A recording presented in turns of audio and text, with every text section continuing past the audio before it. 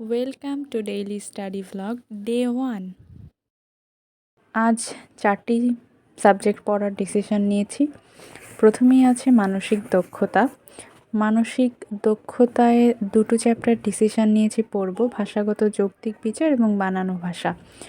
যদিও বা এটা টাফ, কারণ আমি এই প্রথম মানসিক দক্ষতা পড়ছি এবং বইতে দেখলাম প্রায় 250 থেকে 300 পেজ আছে এই দুইটি চ্যাপ্টার থেকে।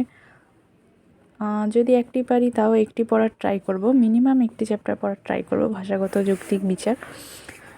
এরপর থাকছে ইংলিশ থেকে নাউন পড়ব, যেটা আমি আগেও পড়েছি, সো এটা কিছুটা রিভিশনের মধ্যে থাকবে। লিটারেচার এই জন্য কম নিয়েছি, 4 পেজ মাত্র। সমার্থক শব্দ আগে পড়া হয়েছে কিন্তু মনে থাকে না, তাই অল্পই নিয়েছি, 456 থেকে 460 পেজ অগ্রদূত বাংলা বইয়ের। আর বাংলাদেশ বিষয়াবলী থেকে বাংলাদেশের অর্থনীতি পড়ব ভেবেছি।